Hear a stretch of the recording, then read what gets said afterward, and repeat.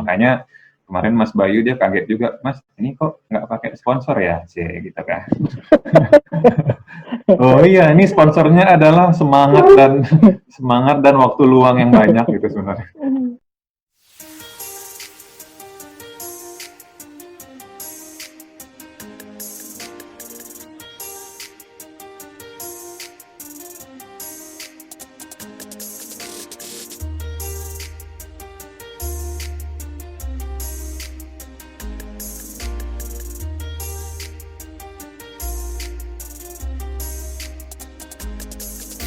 NBA itu komunitas ya, dan kebetulan kita memang ada di Katalog Pro ya Zaya, udah gabung sejak tahun lalu ya Zaya? Ya, 2019 awal ya Mas. Kita juga punya page di Katalog Pro dan itu sangat membantu sih buat kita kemarin untuk menyebarkan beberapa event ya di situ. Thank you. NBA itu di 2010 kita bikin untuk ya nambah-nambah ilmu sih, diskusi bareng teman-teman, sharing aja sebulan sekali cukup lah gitu. Jadi kita undang arsitek, baik itu dosen maupun praktisi untuk presentasi karya. Jadi kegiatan itu doang sih, presentasi karya aja. Dan kita nggak nyangka bertahan sampai 2010 sampai 2020 sampai hari ini. Dan kita bikin, jadi 2020 bikin apa nih 10 tahun NBA nongkrong-nongkrong doang gitu, ngapain? Ya akhirnya kita bikin pameran gitu, kebetulan sekarang itu sedang COVID ini, memang kita yang lagi keren-keren itu online ya, baik itu meeting online, mau pameran online, semuanya online deh, jadi kita manfaatin momen juga, yaudah deh kita bikin pameran online. Kita itu tidak pernah mematok harus berapa orang yang pameran, juga nggak harus berapa gitu, nggak harus rame. Ya siapa yang mau aja, mau 5 orang yang ikut pameran pun, kemarin 5 orang, 7 orang, kita tetap pameran aja sih namanya gitu ya. Nah jadi kita bikin pameran khusus untuk anak-anak Pekanbaru, arsitek Pekanbaru, dimanapun mereka berada. Jadi kita sekalian mempromosikan bahwa arsitek Pekanbaru atau desainer Pekanbaru itu ternyata banyak loh di luar sana yang berkiprah gitu. Jadi jangan cuma lihat di Pekanbaru tahun aja gitu ya. Jadi salah satu syaratnya adalah dia arsitek dari Pekanbaru atau interior desainer dari Pekanbaru. Nah, biar lebih menariknya lagi, gimana ya kalau kita sekalian, kan ini online nih, jadi sekalian aja kita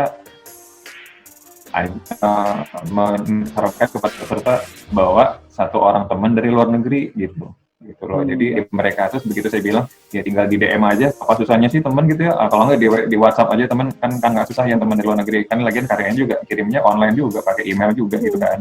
Dan akhirnya itu secara mengejutkan itu ada 15 kali 2 berarti 30 orang yang menyanggupi untuk pamerannya nanti akan kita tampilkan di Instagram aja sih sebenarnya, di Instagram, dan itu kita laksanakan selama 30 hari atau sebulan. Jadi gimana caranya?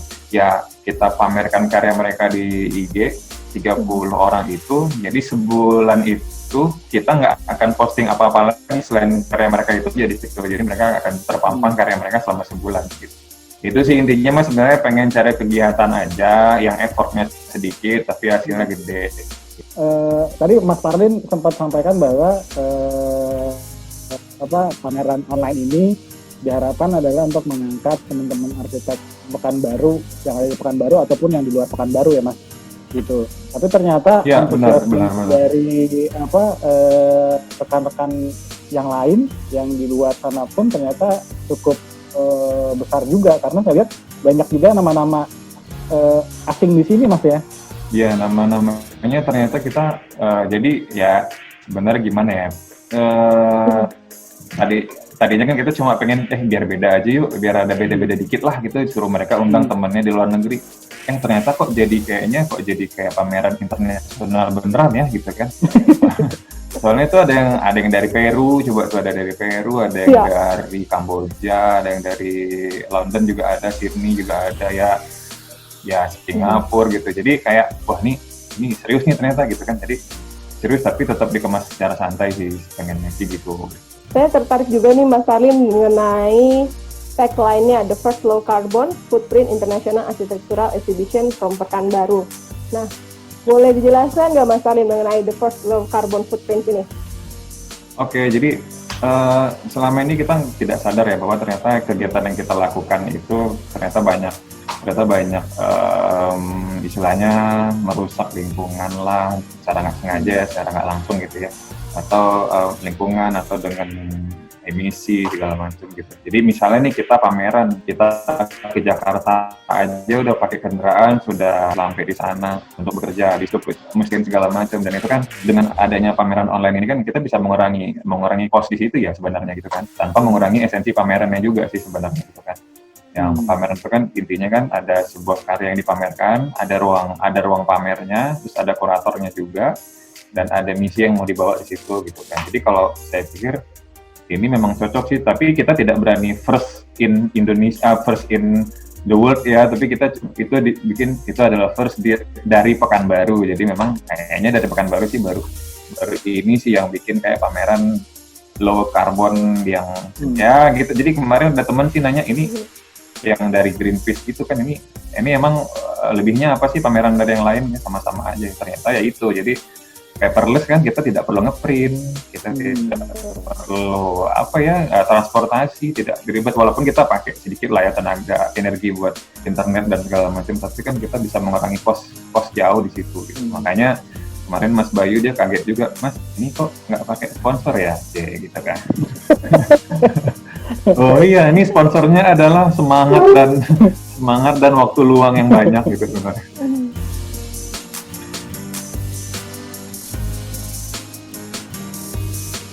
Untuk project sih ada 2 kategori. Satu itu kalau nggak salah saya bikinnya tuh dia pernah bikin sayembara. Ya jadi semua project boleh ditampilkan yang ada penugasan. Jadi tidak bisa dia tiba-tiba lagi pengen ngedesain apa gitu kan, dia tidak bisa karena itu harus ada penugasan kayak misalnya sayembara ya. Satu sayembara, terus yang kedua memang project yang ada kliennya karena kita butuh sebuah desain yang memang memecahkan suatu masalah gitu. Jadi di form kita itu kalau saat mau dia mendaftar jadi peserta itu ada suatu form, di situ dia checklist, dia harus dapat izin dari klien owner untuk dipamerkan. Nah itu salah satunya. Jadi kalau dia kalau nggak dapat izin kita nggak berani untuk bikin jadi bahan pameran juga. Oh berarti karyanya project real Mas ya? Project real tapi belum terbangun pun tidak apa-apa. Oh. Jadi yang penting dia itu sudah ada klien untuk penugasan. Kalau sayembara kan memang ada tornya untuk dipecahkan ya ininya mas di site itu gitu sih sebenarnya.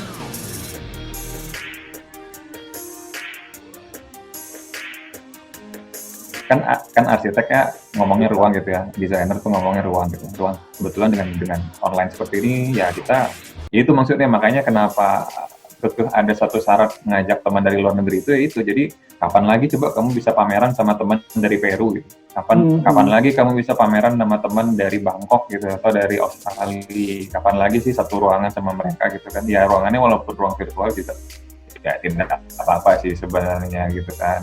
Nah selain rangkaian pameran ini apa aja nih Mas di rangka ke 10 tahun ulang tahun ini nanti? Seperti biasanya pameran kan ada artist talk ya, ada artist talk ataupun ya seperti nongkrong. Nanti kita bikin nongkrong virtual juga dari beberapa yang ikut pameran, dan sama Protalk juga kita udah terencana ya Zaya, kita bikin talk show juga 2, jadi 2 kali talk show, nanti kita pilih yang siapa yang tampil, terus nanti di NBA juga sendiri bikin nongkrong virtual juga untuk artis talknya nanti. Paling itu aja sih, cuma kemarin kepikiran kan si Daniel cerita tuh kayaknya kita bakal bikin award juga sih, ada satu award sih kayaknya. Nah awardnya ini memang ya apa namanya ya likes terbanyak aja di antara yang pameran, yang likes-nya terbanyak itu kayaknya bakal ada hadiahnya gitu sih. Cuma hadiahnya apa kita belum kepikiran sih sebenarnya.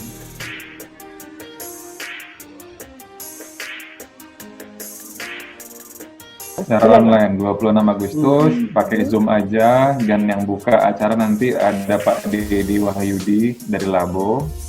Terus yang kedua ada Profesor Yusmar Yusuf, itu budayawan dari Riau budayawan, dan ketiga tuh ada namanya Zahra Kania. Nah yang unik itu sebenarnya tiga-tiganya unik sih. Jadi yang kalau Pak Didi Wahyudi itu dia pernah presentasi di NBA. Kebetulan kan istrinya orang Pekanbaru tuh, Kak Nelly itu orang Pekanbaru, jadi pernah ke Pekanbaru dan Pak Dedi itu bilang, kenapa sih yang presentasi arsitek doang gitu, dia bilang kan nanti klien kita juga bukan arsitek, dia bilang, kenapa sih nggak ngundang interior, grafis, mural artis gitu kan. Disitulah dia ngasih ide itu, dan setelah itu kita bikin nama kita tuh NBA Plus nama acaranya. Jadi plus itu maksudnya arsitek plus yang lain-lain juga ikut gitu. Yang lain juga ikut presentasi itu, baik itu arsitek, desain maupun produk desain juga presentasi gitu lah. Jadi dia memang dari awal sudah ikut kita berkegiatan dari awal. Jadi dia memang yang dikeluarkan lah di tempat kita gitu. Nah yang menarik lagi nih Zahra ini sebenarnya anaknya Pak Dedi. Pak Dedi ada nggak sih? Itu ada tuh. Pak Dedi Ariandi. Iya, anaknya Pak Dedi Ariandi. Jadi kenapa anaknya kita pilih juga untuk membuka acara itu, dia itu sudah ikut NBA dari umur kayaknya 8 tahun kayaknya.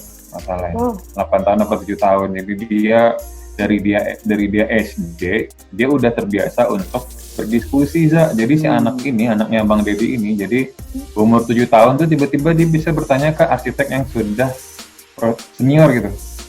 Nah itu kan makanya kan kece kan. Jadi ya jadi kayak pengen yang beda lah, yang buka acara kita pengennya anak SMA gitu. Dan kebetulan sekarang dia udah baru masuk kuliah nih, baru tamat, lulus apa sih namanya sekarang, SMBPTN naon sih pokoknya. Sekarang apalah itu semacam PMDK zaman dulu ya, semacam itulah gitunya. Jadi dia pernah bertanya kepada salah satu narasumber, dan narasumber itu sampai nggak bisa jawab, saking pertanyaan itu sangat bagus gitu ya. Nah jadi makanya gue sangat senang kalau dia nanti bisa buka. Dia lagi nyari jadwal sih, takutnya dia katanya di situ jadwal dia ospek sih katanya, buat orientasi ya katanya mungkin. Mudah-mudahan dia bisa ini sih ya. Kapan lagi dibuka sama anak SMA yang ini kan anak kuliah gitu, pameran orang luar negeri gitu. Keren. Dan di online, dan siapa saja boleh hadir, silakan. Itu kita buka untuk umum sih. Oke. Berarti bisa dibuka untuk umum ya Mas? Iya. Ada minimum batasan pesertanya kah yang bisa ikut hadir Mas di acara pembukaan nanti? Mungkin peserta 95, 5 lagi panitia gitu. Baik, dan nanti sisanya akan dilanjutkan ke live streaming di YouTube ya Mas? Di live streaming aja sih, bisa kok. Baik. Oke, berarti nanti dari start dari tanggal 26 Agustus ya Mas ya? Ya, sampai ke 26 September itu akan ada 30 teman-teman yang akan mempresentasikan atau memamerkan karya-karyanya. Seperti itu ya Mas ya? Benar. Dan nanti akan dikurasi oleh Pak Weldy ya? Ya, itu sudah dikurasi. Oke.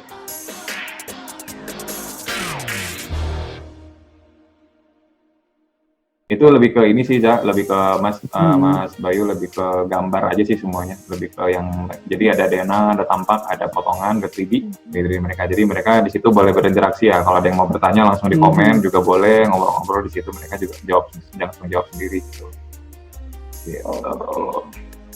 Baik. Dan berarti selain di IG tadi ada di mana lagi Mas? Nanti rencananya kalau sudah sebulan akan kita bikin website sendiri sih. Jadi biar ada web. Tapi setelah sebulan pameran baru ada. Dan nanti apakah rencananya setelah acara ini selesai akan dibuka lagi Mas untuk pameran tahun depannya? Ingin buat yang seperti yang sama? Waduh, tergantung kondisi aja ya, tergantung Dandung sih nanti. Gue juga kalau setelah 10 tahun ini kayaknya gue ngikut aja sih sekarang jadinya. Maksudnya kalau dia mau bikin apa, karena kan NBA kan udah ada di beberapa kota, ada di Malang, ada di Jogja, Surabaya, Banjar, dan beberapa tempat lagi, Gorontalo, Makassar, Padang, Medan. Itu kan dipegangnya sama anak muda ya, yang pegang itu sama anak kuliahan tuh. Nah terus itu ya, kalau udah bikin grafis, bikin poster gitu, langsung minder gitu sih. Anak muda banget lah gitu. Iya, lebih keren itu, jadi minder sendiri gitu, padahal kan asalnya dari Pekanbaru gitu ya. Cuma jadi akhirnya kemarin ngobrol sama Didi kan, bro kita udah tua ya bro gitu kan. Maksudnya kita regenerasi lah gitu. Jadi makanya Dandung ini mahasiswa saya juga di Unilab gitu. Jadi kebetulan, Dung, lu kenapa sih bisa ini, Dung? Mau gitu nanya, datang kenapa ke NBA Mas Farin memilih Mas Dandung sebagai penggantinya? Nah, boleh diceritain nggak nih Mas alasannya? Atau perasaannya terpilih jadi penggantinya Mas Farlin? Saya ini kan juga mahasiswanya Pak Farlin juga ya, mahasiswanya Pak Farlin di kampus. Ya, jadi ya karena udah ikut lama juga ya, setiap bulan itu kita ada pameran juga, ada self-show juga di beberapa tempat kayak di hotel atau di LC sendiri tempatnya Pak Farlin. Jadi karena saya sudah tahu perjalanan NBA ini kayak mana kurang lebihnya, ya saya turut bahagia lah ya, sebagai generasi selanjutnya. Ya, generasi selanjutnya. Seperti itu sih, Mbak. Nah, kenapa Mas Farlin memilih Mas Dandung, Mas?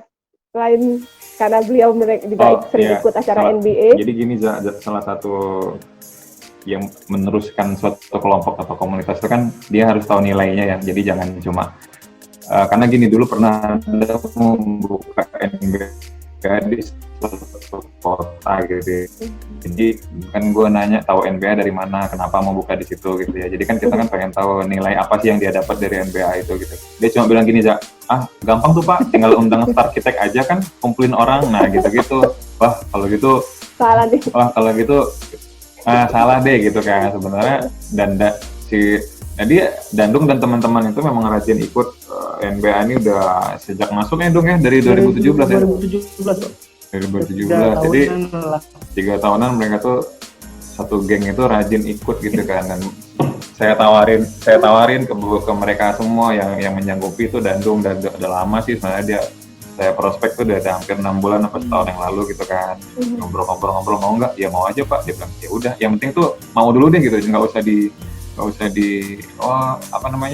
dibanyakin di manja-manja gitu kan. Karena ada tuh ini kan. Mau ya udah, mau aja gitu. Dan dia udah tahu nilainya NBA itu lebih dari sekedar mengundang orang, tapi lebih ke nyari diskusi bersama gitu, belajar bersama gitu. Jadi ya kayak tadi tuh ngeri juga sih kalau kita gampang lah Pak, tinggal undang orang doang gitu kan. Nah gitu tidak seperti itu juga sih sebenarnya gitu. Jadi gitu. Makanya sekarang dia udah ada saya lebatin untuk nanti kayaknya untuk talk show dan artis talk mungkin akan dimoderatorin sama Dandung sih nanti mungkin. Jadi saya cuma buka aja, nanti Dandung akan mulai ini gitu.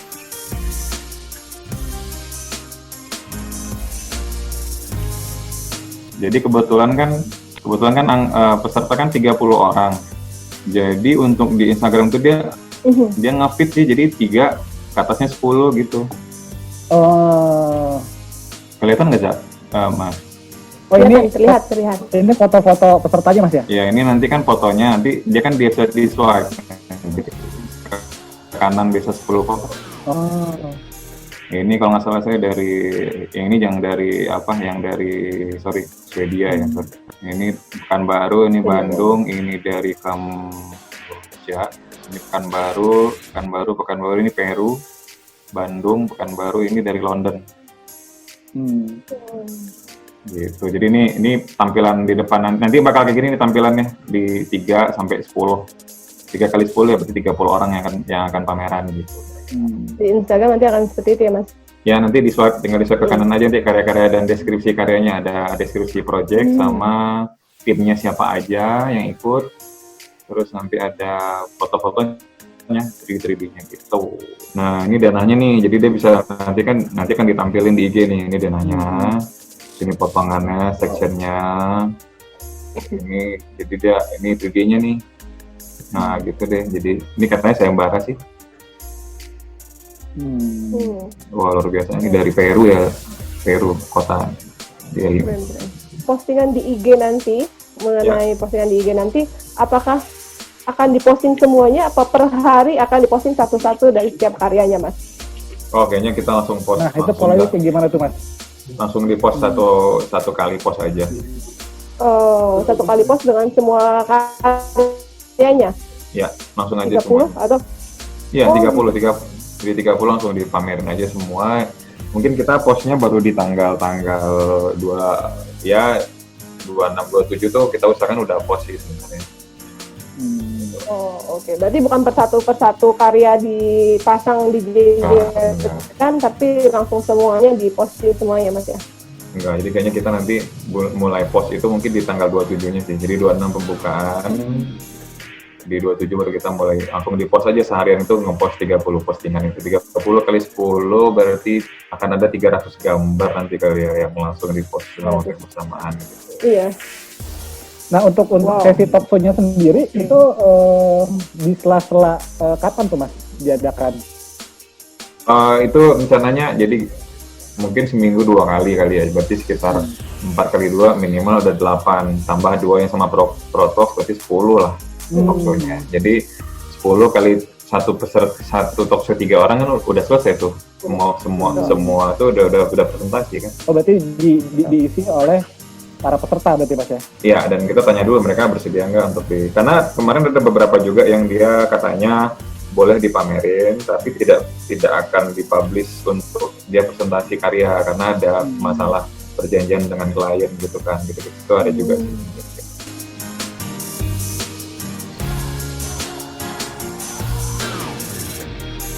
GoPro Katalog Pro. Terima kasih Mas Parlin, Bapak Ibu yang lain, teman-teman terima kasih.